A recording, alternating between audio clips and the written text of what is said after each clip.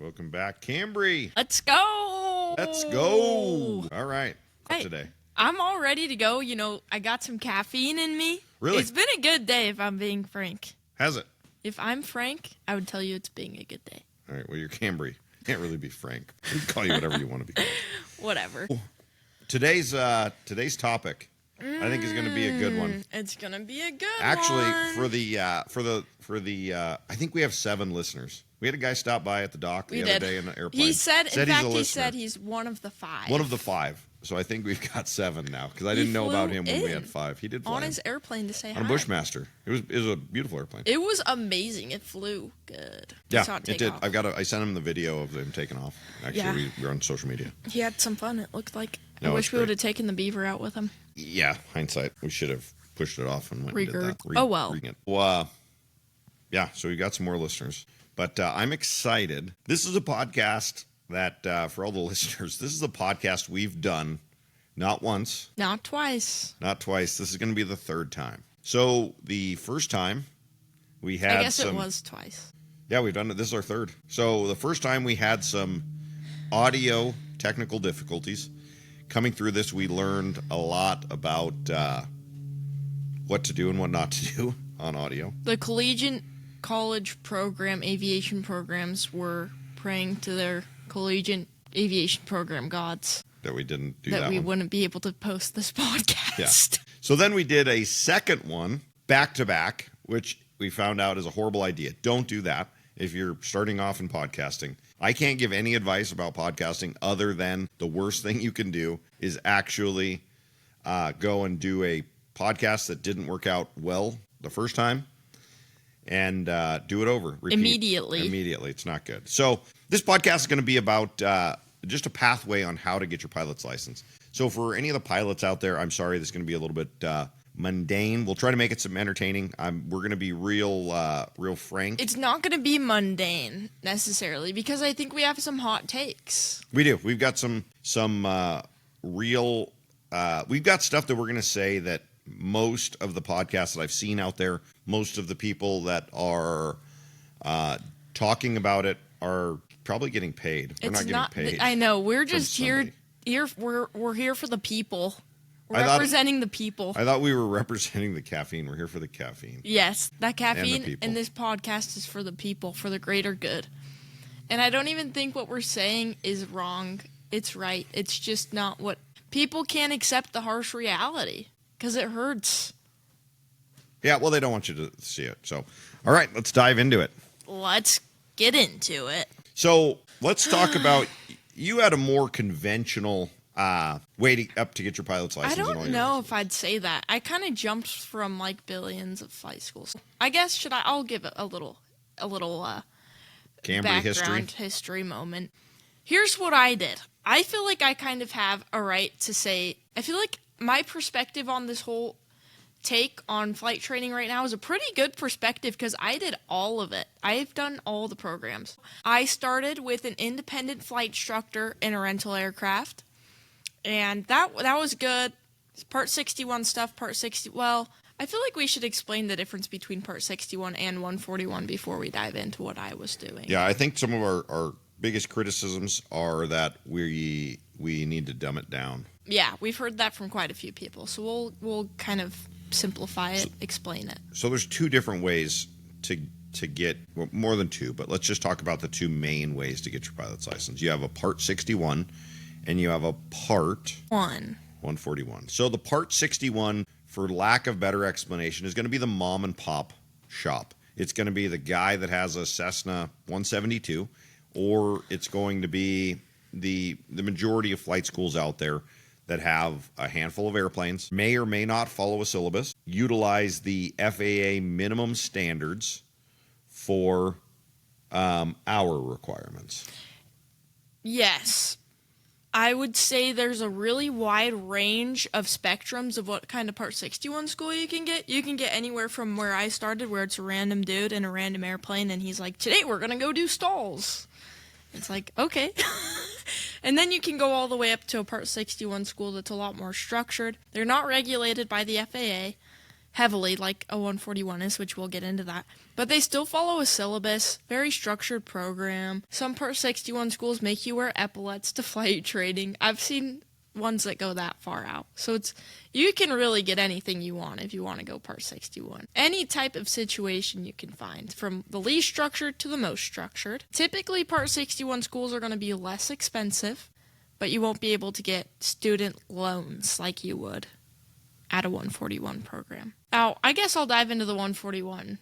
So, yeah, you know more than I do.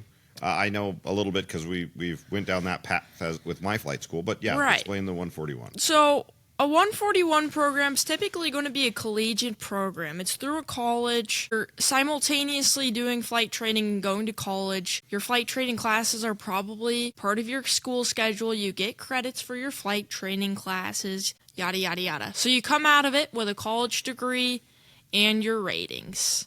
So you graduate, boom, bang, bomb. All your ratings, a college degree. Let's talk about that a little bit more in depth, because we have to dumb it down. Don't forget about the wonderful, for the majority of people going that route, 4 years to get 258 hours. Yeah. And an amazing amount of student loan debt for the majority. Oh, don't even get me started on my loan. So, yeah, the difference in the actual school itself between a 61 and a 141, a 141 is regulated. I shouldn't say regulated. It's heavily monitored by the FAA. Okay. I guess they do have their own book of regulations in our Federal Aviation Regulations book, the FAR-AIM. They do have their own little section. So it's more monitored by the FAA, more structured. You're doing it as a class, typically, and you graduate and you're eligible to get your restricted airline transport license, your license to fly an airline, at 1,000 hours total time. If you don't go 141, you have to have 1,500 hours. So that's the biggest difference in that, is your eligibility to fly for the airlines and your time requirements to get that license. And the amount of money you're going to owe at the end of that 250 hours. And the amount of time it's going to take you. So we'll jump into the banter back and forth.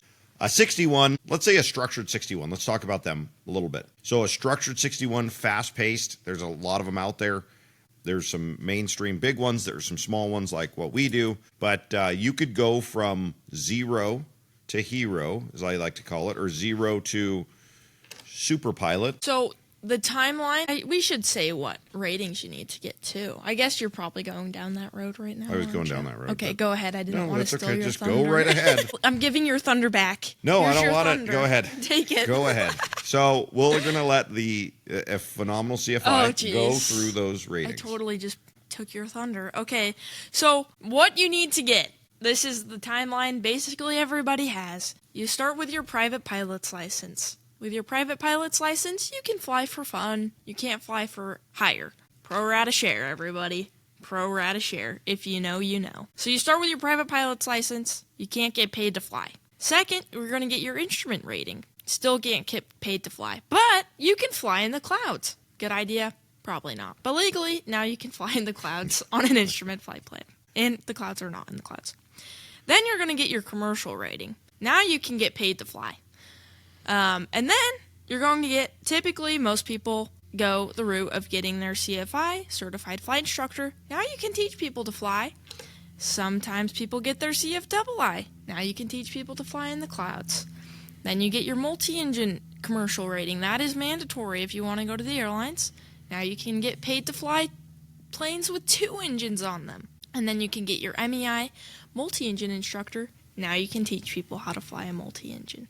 And then after that, you build all your time up and you get your ATP, your Airline Transport Pilot License. And now you can go fly for an airline. So let's back that up. So typically the FAA requires you to have minimum 40 hours to get your private pilot's license. Okay? I wish I had a whiteboard. I would totally do this on a whiteboard. 40 hours. National average, I think, is 68 hours to get that private pilot's license. But you're going to be somewhere between 40 and 70 hours, let's say. Okay? Private pilot's license, done. Instrument rating. With that, you're going to need some cross-country time. You got a little bit of cross-country time when you did your private pilot, but you're going to need a total cross-country hours of 50 hours on top of your 40 hours. Excuse me, 40 hours. That's no, right. 50 hours cross country. 50 hours cross country, 40 for simulated. So you're going to need 50 hours of cross country time. So you're going to mix some of that in with your instrument training. You got a few hours while you were doing your private pilot's license. So typically when you're ready or you're done with your instrument rating, you typically have about 120 hours, somewhere in that ballpark.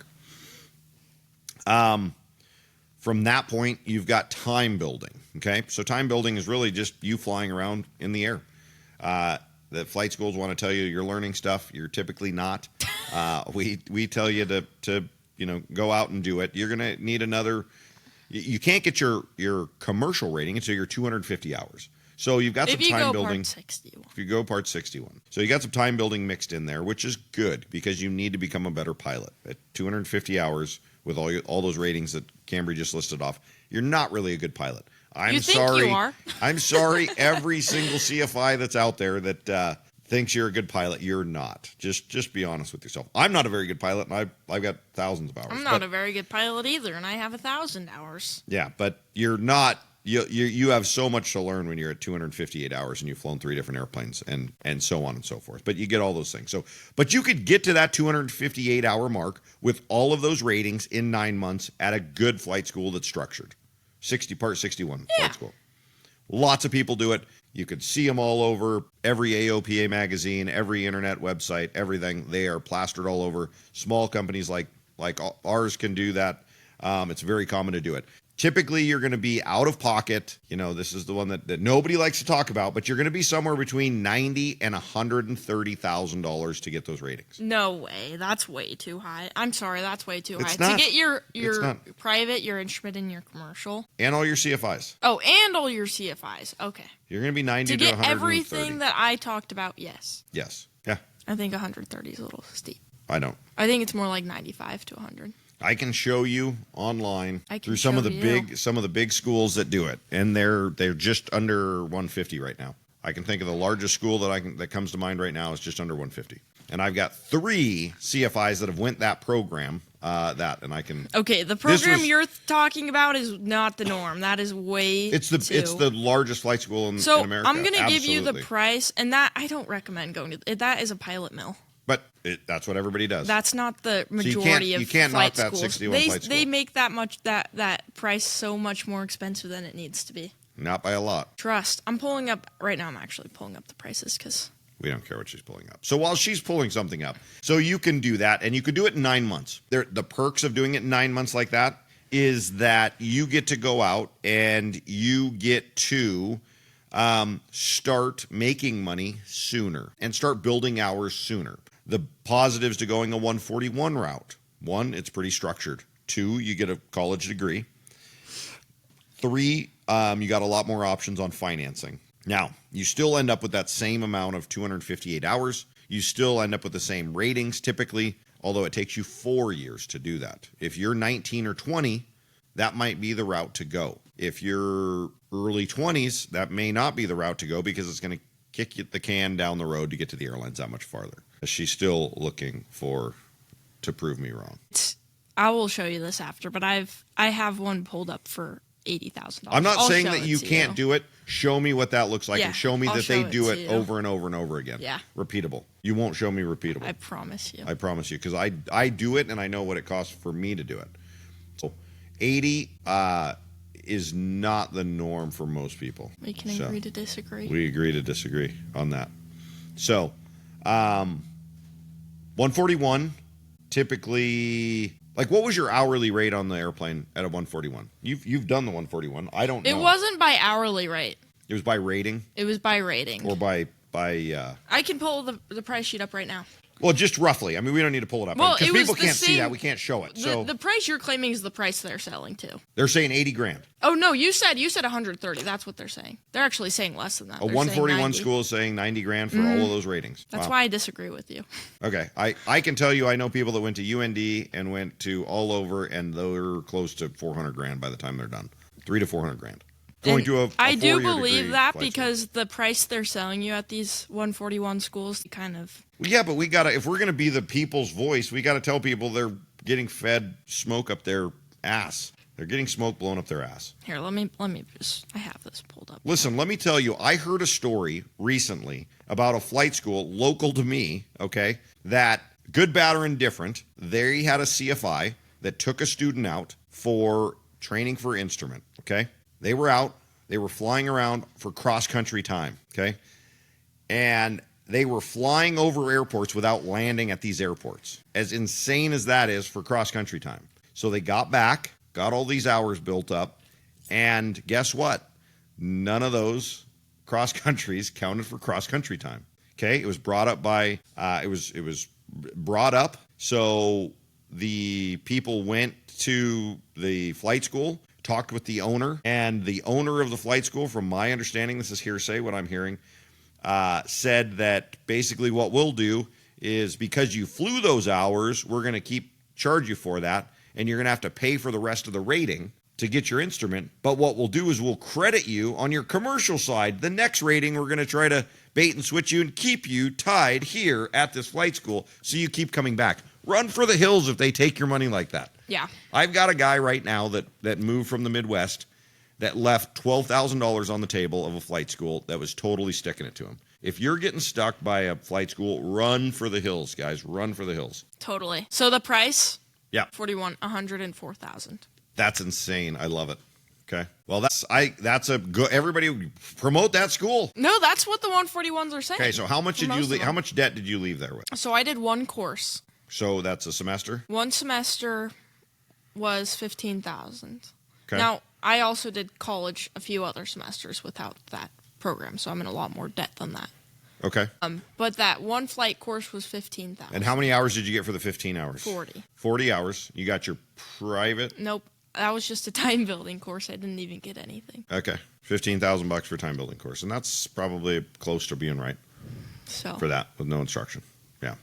That's 141. That's great. But no, and that's, I guess I'm surprised we haven't had this kind of pricing. I have priced every place across the country. I know prices inside and out.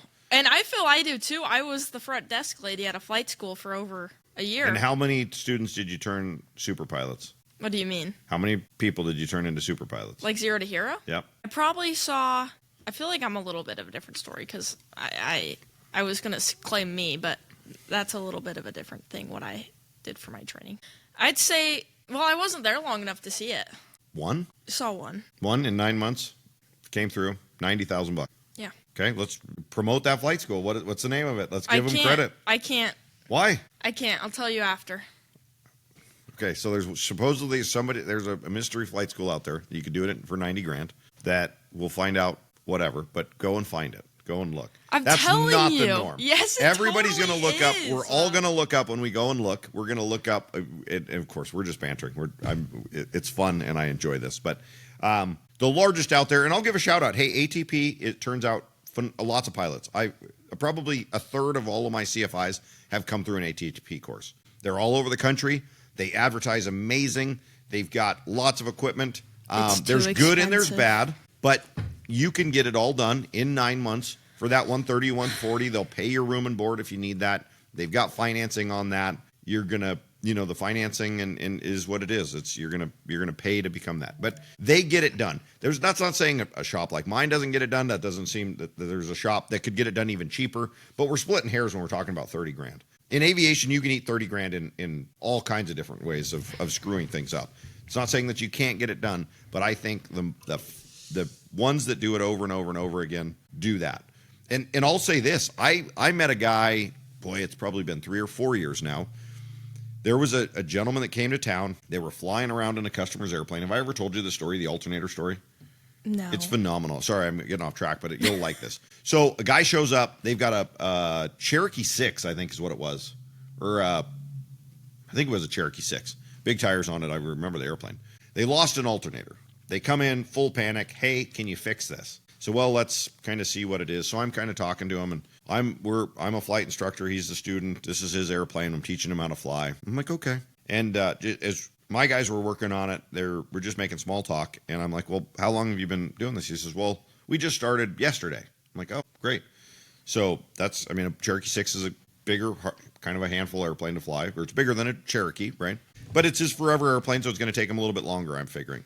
Well, I said, how, because this guy was from Florida or Jersey or somewhere on the East Coast. I said, you're here indefinitely until he passes. He says, no, I'm here for 10 days. I said, what? He goes, yeah, I'm here for 10 days. I said, okay.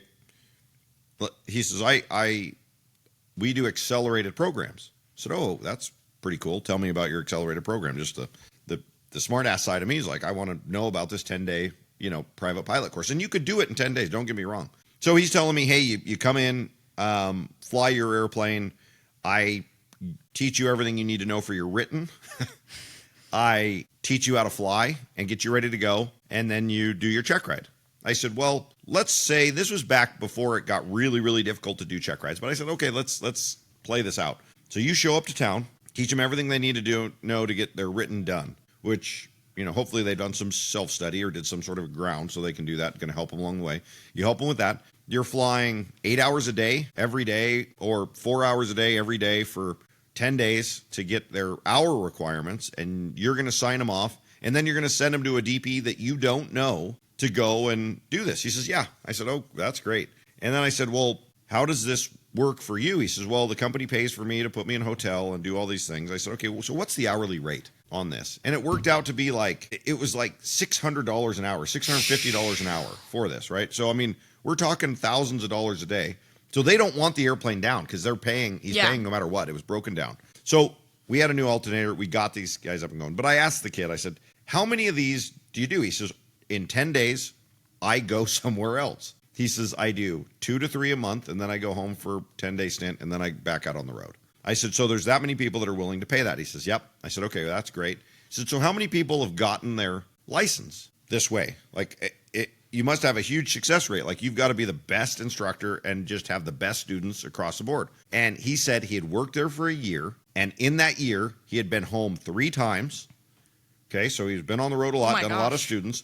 And he had one person pass their private pilot's license. That's not a very good pass rate on that. You're talking thousands and thousands of dollars for a private pilot's license in their own personal airplane.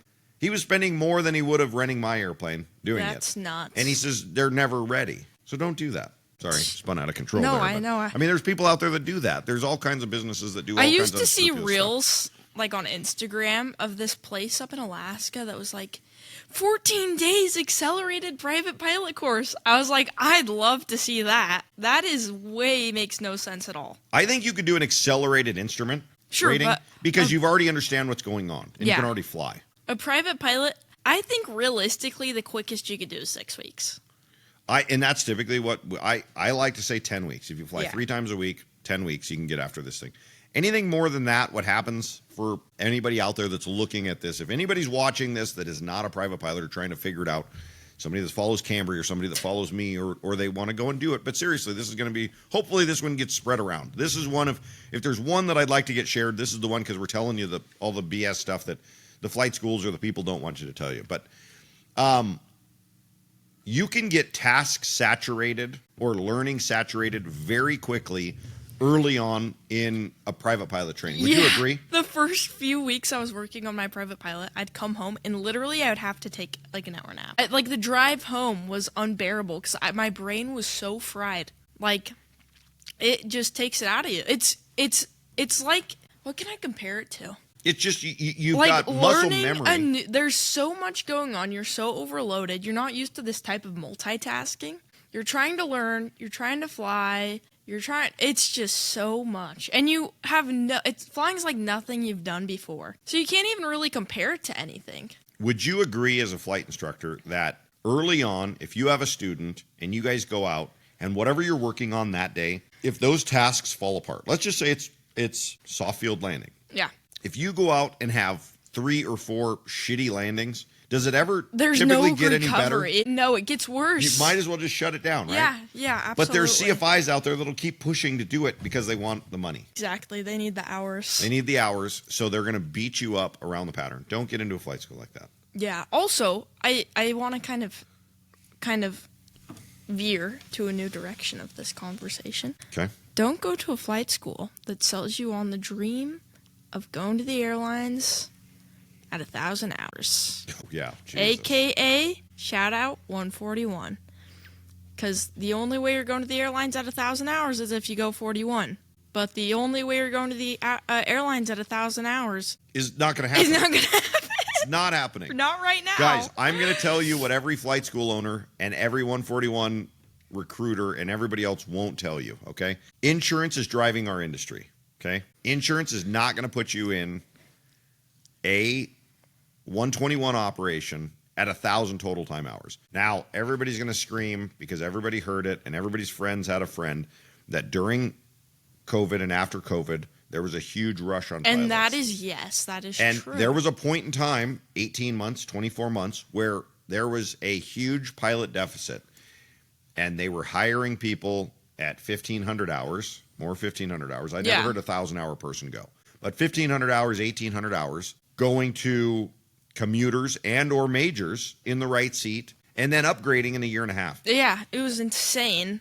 I think that was a fluke, and it was a one-time, one-off deal that happened, and I don't know if we ever get back there. But boy, was that good for flight schools. Oh, yeah, because everybody's still selling that dream. I know, it's crazy. You see it all the time. It's amazing. Well, it really is a great dream. If that was happening still, that would be the best get-rich-quick scheme. You invest a year and a half, 2 years of your life, and 6 figures, and then you're at the majors making 6 figures a year after 4 or 5 years. Well, the first year of most any major right now is your $100,000.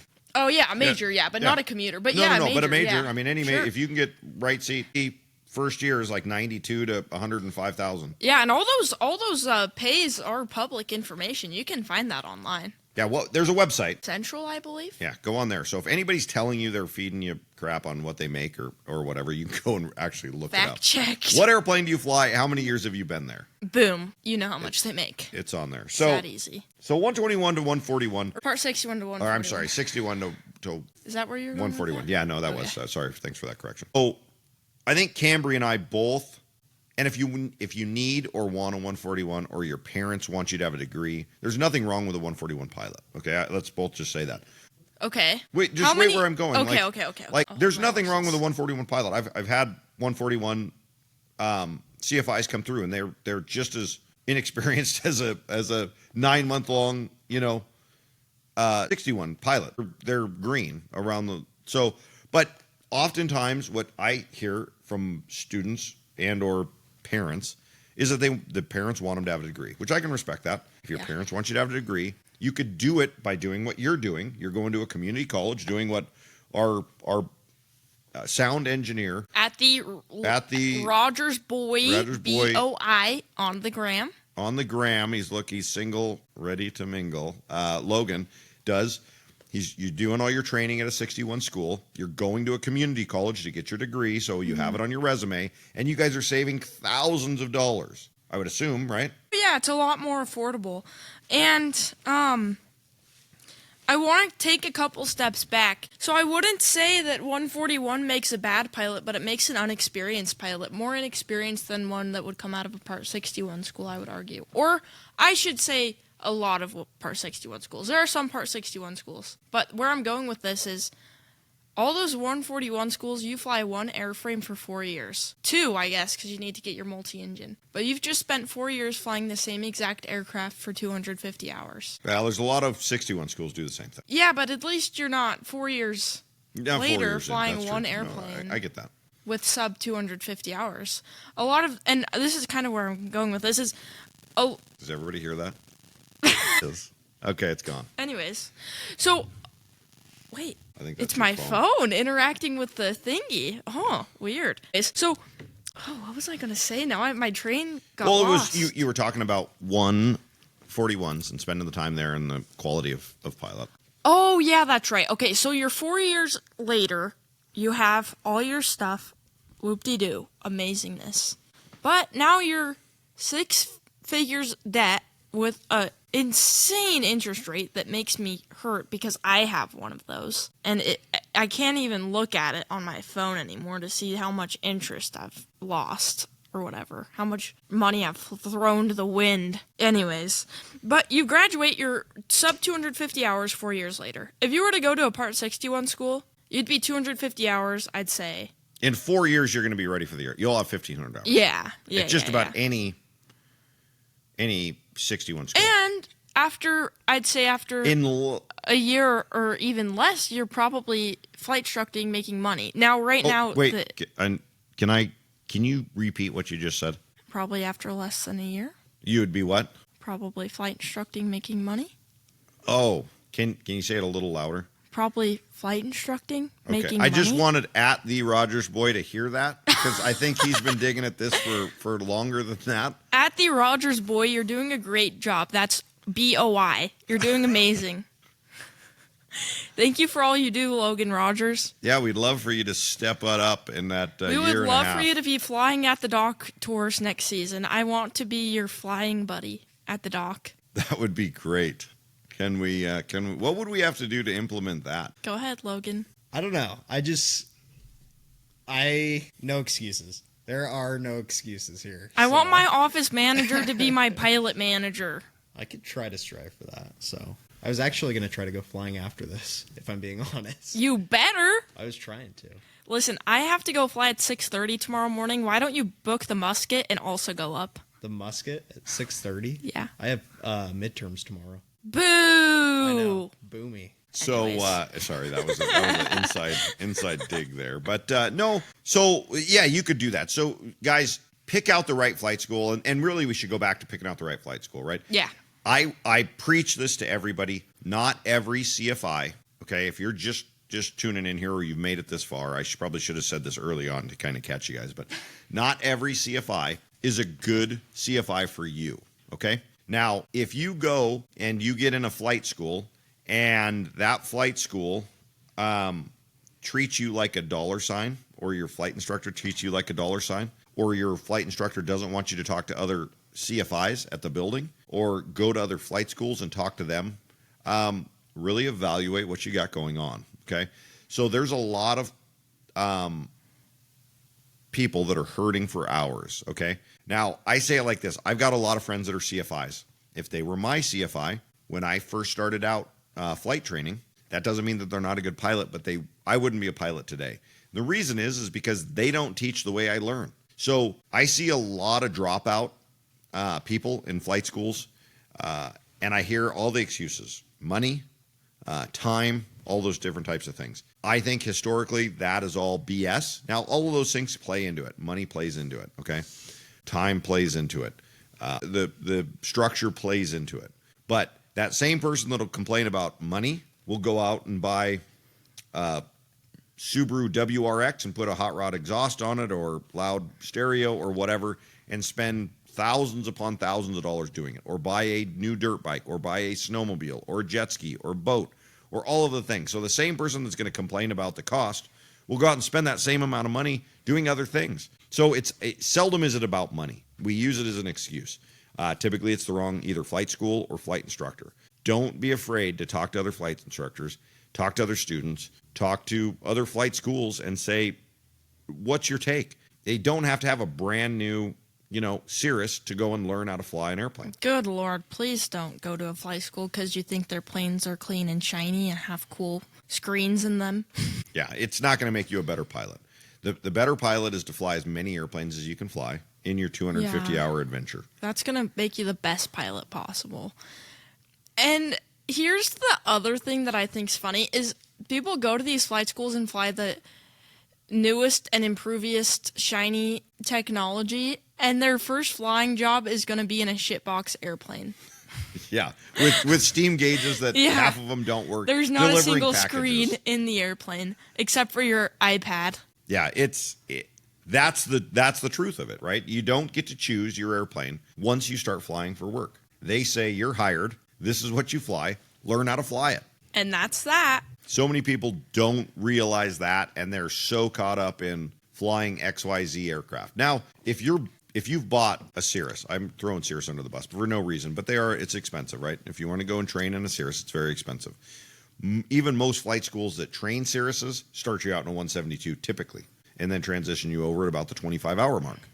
If you went out and bought a brand new $1.3 million SR 22T G7 or 8, whatever version we're in right now, go train in that. That's fine. If not, go train in whatever airplane you can get in. Don't worry about people going and, needing to do it in a high wing airplane or a low wing airplane or anything else. What I typically say, you're not a good pilot until you've flown 10 different types of aircraft. In 10 different types of aircraft, when you've flown 10 different types of aircraft, what happens there is you get a feel for just flying. And typically by the time you've flown 25 different types of aircraft in your career, you're going to be able to take the keys to any airplane out there within reason and fly it. It's amazing, quite frankly. And then after 10 more airplanes, you'll look at the line and be like, wow, I was a really shitty pilot 10 airplanes ago. Oh, and yeah. you're just going to be having that same epiphany. I have that same epiphany every 100 hours of, whoa, I was shitty 100 hours ago. I think everybody is. I think you think when you're young and you get all your CFIs, you think I'm invincible and I'm the best and I'm ready for the airlines. But that seldom is anybody ready for that at that point in time. Yeah, totally. I was going to say something. Oh, employers don't care also what plane you trained in.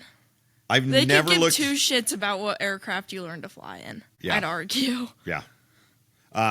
It doesn't matter. It doesn't matter. Unless it's a cool airplane. If you learned how to fly in a Stearman, if you soloed a Stearman, put that on your resume. Mm-hmm. Like, it's going to be a talking piece. You're going to have all kinds of options. Do that. If it's a basic bitch trainer, sorry, G1000 172. G1000 172, Steam Gauge 172, Lima model, Romeo model, Sierra November model, Papa model, Alpha model. Nobody cares. A Cherokee, whatever flavor, a Warrior, a Beechcraft, whatever flavor. Just put the hours down and go fly. Yeah. Hop in as many different types of aircraft as you've done. You've flown tailwheel stuff. Yeah. You've flown a lot of different types of aircraft. It just makes you a better, more well-rounded pilot. Yeah. And then you can hop in an airplane and you learn that all airplanes are fundamentally the same and that it's nothing to be scared of. Well, respect it, obviously. You got to respect aviation and not necessarily Don't exceed the critical angle of attack. Yeah, please don't do that. But yeah, you'll just learn that kind of all airplanes are fundamentally the same and it's just another airplane. You won't be kind of intimidated to go fly it. Makes you a better pilot. Yeah, it does. So, moral of this story, as we're kind of circling back, is, you're in control of your money and where you're going to do your training, okay? And don't go to a flight school because they sell you on a dream, the airline dream. Don't go there because they tell you that, they'll have you at the airlines in 2 years. Because, unfortunately, I hate to be the bearer of bad news. I'm going to be the bearer of hiring is in the poo-poo toilet right now. Yep. No, I think it'll turn around a little bit. I did talk to a SkyWest guy who said hiring's up this year. They're going to hire a lot of pilots this year.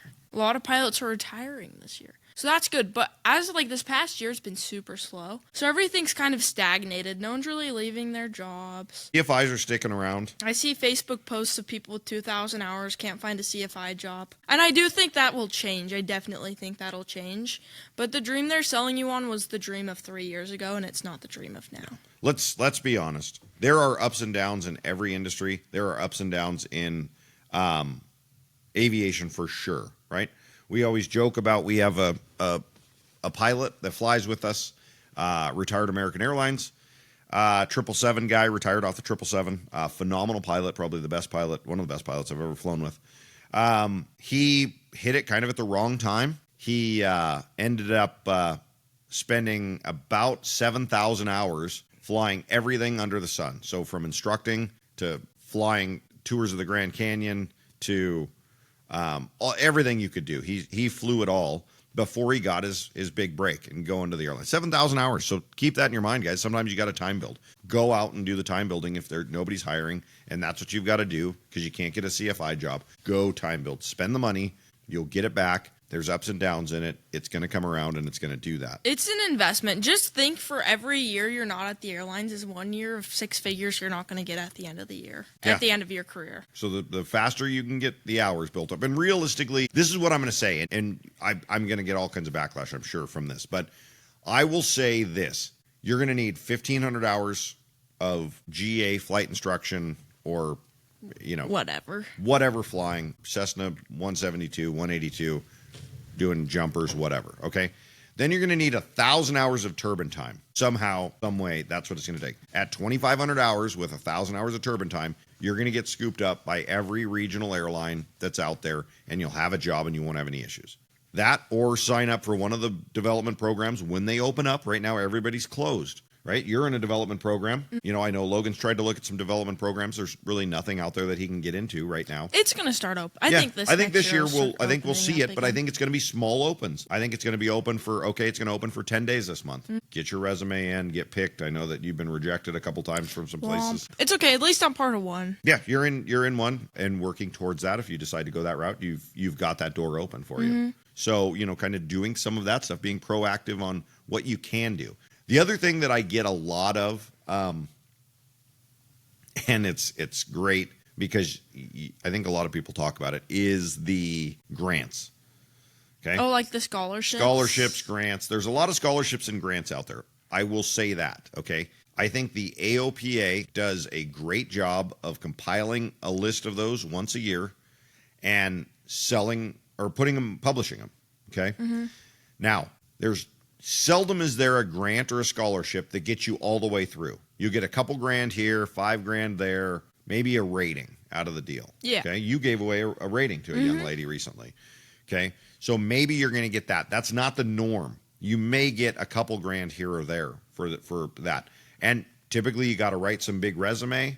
You're going to be in a pool of people kind of doing some of those other things. Now, that doesn't mean that don't do them. And a lot of those grants and scholarships go unfunded every year. Yeah. Because you have to go out and you got to do stuff or do a video or do this, or you have to have minimum requirements of you need to have your private pilots before you apply for this grant. There's a lot of them stipulate that. Yeah. And it's funny, these scholarships, this is the best paying job you could have. It takes you 2 hours to write an essay. Boom, that's $5,000 an hour of your work. That's how I look at it. No, absolutely. Even if it's a $2,000 scholarship. No, boom, $1,000 an hour. Yeah, that's still great. So go and do it. And so many people don't do it. Yeah. But don't look at it that you're going to get scholarship for the whole thing. It's not going to happen. And I'm sure there's going to be 5 people that call me and said, I got a free ride from whatever. And that's amazing. And that is amazing. But that is not the norm. We shouldn't talk about it as the norm because it's just not. It's unfair that we sometimes have to bring up. So it's going to cost you some money. Mom, Dad, if you're helping, it's going to cost them some money. It's going to cost them, I mean, we can use the low end of her number. What did you say? 80 grand? Yeah. It's going to cost you somewhere between 80 and 130 grand. Okay. Whatever that looks like, and it's going to take you a minimum of 9 months of your life. Good flight school with a syllabus. Go to a flight school that runs a syllabus. Don't have, you're going to lose so much money by just doing whatever without any kind of pathway. Yeah. You're going to waste so much time and money if there's no structure. Yeah, you need the structure, guys. And it you don't have to go to a 141 for the structure. There's a lot of 61 schools that have a great structure. For cheaper. Yeah, for cheaper. Save as much money as you can. We just talked to 2 students and an instructor. Oh, my goodness. That are flying halfway across the country to Literally. get a DPE, right? That's the other thing. Go to a flight school that has working relationships with their local DPEs. I guess we never talk about that, but we should. Yeah. That's a pretty big one, right? I mean, if you can't get a check ride, I mean, I've heard of people waiting 4 months for a check ride. Like, you could have an instrument rating and a commercial done in 4 months. And I don't want to put anybody on blast here, but didn't one of your friends recently go to a 141 school and they weren't able to get a check ride done or weathered them out, or I don't remember the whole story. Yeah. And they have to do the semester over again? Yeah, and that's the thing I've seen sometimes with 141s, and I don't want to this is all alleged, not confirmation of allegations, so that no one can sue us. But you've got it firsthand. It's not like you're hearing it my cousin's brother's friends. So I've heard of people at 141 schools where they aren't able to finish their rating in the semester due to weather, aircraft availability, check ride availability, whatever. And since they aren't able to finish it in the semester, they have to pay for that rating all over again and start the semester and do another semester of all those lessons just because of something that was out of their control. I would tell them to get fucked so fast. That Excuse my language, just feels like a scam to me. Bleep that out, Logan. Don't bleep it out. Don't bleep it out. Bleep. Yeah, there you go. But yeah, it is a scam, and that's not all 141s. No, guys, there's great 141 programs. Shitty programs anywhere, 61, 141, but just talk to students that have been there. I hate to say it, but look on Reddit. Reddit has so many good threads of like, hey, this is my experience. Logan's shaking his head. What do you have to say? Don't use Reddit. I was Use going to Reddit. say don't Reddit. Why? I think Reddit has a thread on one of our DPEs. So, Take it with a grain of salt, I guess. Don't use Reddit. Okay, maybe make a Facebook post or something then. Just find or go to the school, talk to the students, see what their experience is. Because the best person you can talk to about a school is someone that's been there. Yeah, or your gut. Go and Yeah. do a discovery flight. Go and do a couple flights. You don't have to sign some big contract. Oh, don't let. ooh, Okay, I hate that. Here we go. Oh. If you guys do anything, this one really chaps my ass. Do not, under any circumstances, do not let any scumbag flight school hold on to your logbook. Have you Ooh. ever heard about those flight schools? No, but that sounds I've gross. probably got 5 students. So they'll hold on to the logbook. So if they leave and go to another school, they don't get the hours. That is so bad. Take your logbook. The logbook is yours. Buy the logbook and fill it out and have Holy that CFI. cow. Yeah, that's That is not uncommon. that is so If they bad. hold on to your logbook, run You for guys, the hills. that is so I can't believe that. I'm sorry, Yeah. that's the first time I've heard of that. That is so bad. Yeah, That should be absolutely like don't do that. immediately. Oh, for sure. There's a lot of stuff. But Logbooks are worth so much money just because it's like to anybody else it wouldn't mean anything. But like my logbook has probably like 6 figures worth of flight hours in there. Like to me it's worth a lot of money. well, it is. It's priceless because if you can't prove I guess those hours, every time start you all fill over. out a 8710, which is the thing you fill out before you go and get your check ride, you put your hours in there. I guess that's where you fall back again. No, you can't fall back on it because if a DPE is not going to go to an old 8710, it needs to see the logbook that has all the signed off endorsements. Oh, with the endorsements. Yeah, sure. So if you don't have that logbook with those signed off endorsements, that hours is you're doing it all over again. So, Don't let a flight school hold your logbook hostage. yeah. And don't sign a contract. Don't let them scare you into signing something. Yeah. Please. Oh my gosh, I've heard of that. I almost did. I literally had a contract in my email getting ready to sign. I'm so glad. For what rating? I was 0 to hero, baby. Oh, you were doing the whole thing? Oh yeah. That's awesome. I've done so much stuff with flight training. That's why I feel like I kind of have a little bit of validity in this conversation. No, you've got a lot because you've I done. did the 61 mom pop. I did the 61 syllabus. I did the 141 thing. I did the independent instructor thing. I almost did the 0 to hero sign your life away for 9 months thing where you pay them all the money up front. And don't do that. Yeah. Don't pay all the money up front either. No, pay as you go. Even if you're going to do, there's a lot of like my flight school. We do packages, right? Pay the package, but Yeah, don't rating pay by rating is 2 or 3 fine. packages as you're going. Just do one, get that done, and pay from there. Yeah, that's the way to do it for But sure. All the money up front's kind of crazy work for all your ratings. Yeah. I mean, a lot of the loan places do that, but the loans even step it out. You have milestones. Okay, when you get to this point, then we're going to give you the next stipend, and then when you get to this point, you're going to give you the next. So that is common there on how they do that. Don't think that's not normal, but don't write a check for, $90,000 and just here we go. Yeah. And I just kind of really want to emphasize, we had a meeting the other day and your instructors requested we talk about making sure we make it clear that 141 isn't the end-all be-all. Because, I mean, I hear a lot of students get their private pilot at a Part 61 and run and go 141 for the rest of the things. They're sold on the dream. Because they're sold the dream. Yeah, it's and that's the worst thing you can do, in my personal opinion.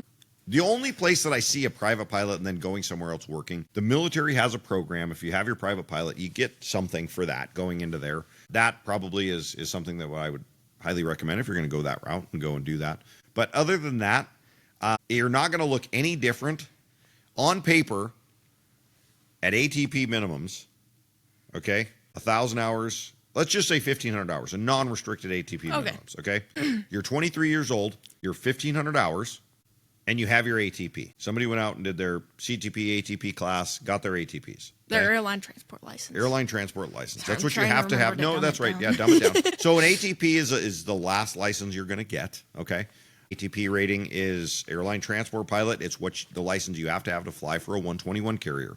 Which is an airline. Which is an airline, which is the majors, okay? I hold 3 out of the 4. You are I have so... one that is elusive to me, but hopefully I'll You're get it before the so end of the rare. year. Yeah, I'm unicorn. You're a rare bird. I want to become whatever more rare than a unicorn here in a couple weeks, A hopefully. dragon. A dragon, yeah.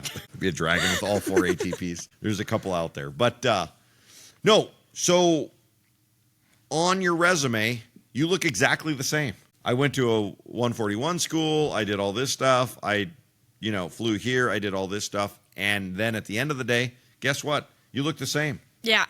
I will say, this might be controversial, and I don't even know if I fully agree with what I'm about to say, but it is just kind of an idea. I'm pushing back already. I don't even know what it is, but I'm ready to fight tooth and nail for this idea that I don't necessarily believe in, but it might be an idea I have that you might agree or disagree with. Okay. I have a theory that the only 141 school that it might actually be beneficial, and I hate that I'm saying this because it's so damn expensive. I hate you for saying it. Do you know what I'm about to say now? No, I don't know what you're saying. Cambrie Riddle. Why? Because they have so many connections. Oh, you're going to play the connection card. Are you a sales? Are you like a secret? I'm secret undercover Cambrie Riddle representative. You're a recruiter. No, I'm them? not. You're the same thing that every single 141 thing out there. If you come to school with us, we've got a direct path with... That is so true. Okay, I take it back. They all say that. They all say that. Cambrie Riddle's so expensive. I talked to a guy, $400,000 of debt. The majority of people that went to 141 colleges that I know of, hello? locally here. So we've got 2 141 colleges, one to the west, one to the east of us here. I have CFIs that have come through both of those schools, 280,000 plus to 400 in debt. Yeah, that hurts my heart. That hurts my soul. That is so much money. That is so unnecessary. Yeah, but they don't know. Jeez. So just at the end of the day, take Shane's advice. Ask the questions. questions. Go Part 61 and go to a community college and get your degree, if that's what you want to do. Yeah.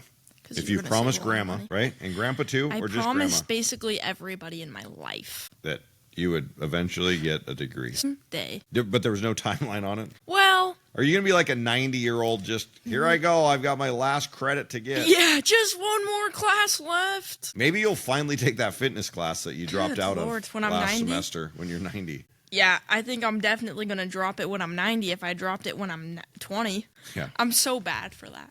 You do have a really nice elderly yoga program at Hey. NIC. So. Okay, looks like I'm transferring to NIC, everybody. Gonna do the old person yoga. That sounds fun. I want to do that. You should do that. Do you do it, Logan? If you're being honest. Maybe. I knew it. So, yeah, I think that's a huge one. Like, don't get smoke blown up your skirt over Critical thinking skills, everybody. Yeah. Go out and get your license. Pay your dues. Fly what you got to fly. Be nice to everybody. Aviation's a very small community. It's crazy small. It's actually insane. We talked about this. 670,000 licensed pilots in the world. Something like that. Pretty small number when you think about it. And then it really goes down from there from your different ratings. So what sets you apart? People that have flown PBYs. That's probably less than 100. Yeah, maybe. Active pilots today. Well, it was funny because you sit down with some of these pilots and you're shooting the shit and you're like, oh my gosh, they're talking about someone I know. Like, we're just talking about aviation stuff. They throw out a name. I'm like, wait, I know that person. Like, it's everybody knows everybody, whether it's one person away. Yep. So, and you don't necessarily have to like that person, but if you shit on that person in a small community, I promise you, you're going to talk. You're going to talk bad about somebody that somebody you're talking bad to enjoys the company of that person, and it gets back around, and it just turns into a shit show. Never talk poop on nobody. Don't shit where you eat where you shit, something like that. I think there's a saying. Something like that, but just be a good person, please. Yeah, and call around, right? There's all kinds of stuff. Search online, call around, talk to people. And networking, it's all about who you know, not what you know in this industry, I'd argue. Absolutely. So I think that's a good one there to talk about and kind of go from there. Do we have any other like passing words of advice? Like words this of one? wisdom? This is kind of a easy one to wrap up. I've seen a lot of different students come through. Some need, certain types of DPEs. Don't poo-poo on a DPE because you busted, right? Ooh, I don't like that either. Like the... I'm not saying that all DPEs are good. There are DPEs. Posts on Facebook that are like, F this DPE, stay away from him. And it's like, okay. There are, like you said, I'm not going to steal your thunder again. Say your thing. There are No. some I was going DPs. to say there's some DPs that are turds. There Yeah, just are some turds out there. There's turds everywhere. But the majority of them are pretty good people, and they're there to give you as many opportunities to screw up as you're going to get. Yeah. You screw up. People do bonehead stuff. Sometimes it's just not your day. Or your week. Or your month. So if you have an issue there, kind of go through it. I know I don't take written tests well. My Achilles heel has always been the written test, no matter what it is. I don't like it. I could get hundreds on practice tests. I get into the room and I'm you shit the low. bed. I shit the bed. I'm a low 70s guy. It just is what it is. Hey, 70 is passing on a written No, exam. and that's what it is. You got to pass the written, but I don't like written exams. That's where I kind of fall off. I have to say thank you for passing that trait on to me. You're welcome. You are welcome. I love it. You have it too, Logan? I've got it so bad. Like, I can go into it so confident, and I sit down at the desk to take my writtens. And you see and it's all out the window. Your knowledge it's just floating away I from watch your it head. walk out the room the second I walk in. That's not good. But then give me an airplane. You can fly the shit out of that airplane. I can fly the airplane mediocrely. I can do what I need to do and You're make the airplane so much do. more than a mediocre pilot at I don't best. know about that. I think at best I am a mediocre pilot. Nail on the head there. But think about that and kind of go. Like I said, I've got some phenomenal friends in aviation. Pay your dues. There's ups and downs. Here, I'll tell you a quick story on this. I've got a good friend that helped me along the way a lot in aviation. A lot. I owe him so much credit. Phenomenal pilot. One of the best pilots I've ever flown with. Can fly the wings off anything. I've flown with him in and out of Mexico and all over everywhere. Fun to fly with. We get along great. That young man went out, did like a lot like you, got all of his ratings on his own, pretty much. Begged, borrowed, and stealed to get those ratings and get everything. He hit his. This was back when ATP minimums were 500, I think. Got his 500-hour minimum. Got his ATP rating, and this was like 30 days or 28 days prior to 9/11. Oh. Okay, so he was ready. Didn't want to do anything else. Just go to the airlines. Do that, and 9/11 hits. Well, what happened? Everybody, not everybody, but a good portion of pilots got furloughed. So those furloughed pilots, you got a pilot that's sitting there that has 5,000 hours in 7.3, and you've got this kid that's got 500 hours and, 100 hours of it's multi-engine. Who's going to get hired when they start hiring again? So he had to go a different career path. Not a different career path, but a different path in aviation to get back. So, not that you can't do it any other way, but there's tough ways to do it. Yeah, so I think we did good. I like it. Do you have any? Do you think the haters are gonna hate? I'm sure it'll be all the. I'm so excited. Flight school owners that say, that's not how you do it. That's not what we do. It's okay. We're not. We literally never named any names. So we didn't name any names. You can look them up on NTSB. All the accidents. Windshield imploding on a kid that goes out. I'll tell you that story off air. So they took an airplane out, a personal airplane. Uh-huh. Instructor went out to teach spins. Never had taught spins. Got away from him. Imploded a windshield. Oil can. This was a beautiful airplane. Now, people will say that the airplane wasn't beautiful. Trust me. I had looked that airplane over. I know that airplane. It was a beautiful airplane. That thing was oil can from one end of it to the other, all the way through. And the flight school said, it was not a good airplane. It wasn't an airworthy airplane when we started. You're like, I'm like, you landed on a grass strip directly below you, and your flight instructor let you put a spin into a bad situation. So it happens. Yeah, be safe out there. Be safe. Be smart. Okay, I love it. I'm excited. Okay, well, you say the thing. Hey, guys. Click if you guys like this or getting anything out of this, please share it. That would help us immensely. Like and subscribe. We're trying to, we're getting really close to bringing in some guests. Special guests. So we've got, we're in talks with some of those. So that is coming. We wanted to get 5 out of the gate here just to get comfortable with this and get all of our equipment set up. And I think we're getting there. We're getting great feedback from you guys. We love the feedback. Keep the feedback coming. Yeah. Constructive criticism or just criticism. I don't care. Yeah. Like and subscribe. If you have questions for me, an older, pilot, questions for Cambrie, we are here to answer your questions. We try to get back to everybody on social media. So like and subscribe, of course, that. You could find us on, all Apple, of them. Spotify, YouTube, all of this stuff. Yeah. Are we on Amazon? On Amazon. There we go. I didn't even know Amazon had that. But you can get us all on there. Smash is that what they say? Smash the like button and hit that notification bell. Is it right here? Do they do that? It's they point right there, somewhere down there. Thanks, guys. We appreciate everything that everybody's doing. We appreciate all the help. We've got some great people behind us. We love all the listeners.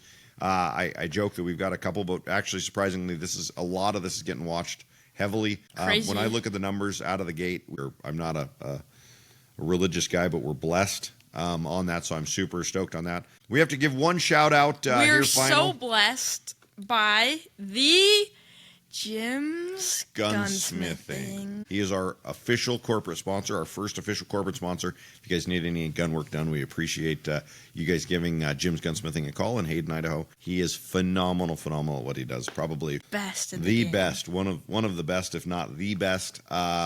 You can. I think we're setting up a website for him. We are. We're gonna help him on that because he is so busy fixing and restoring guns that he does no time to do that.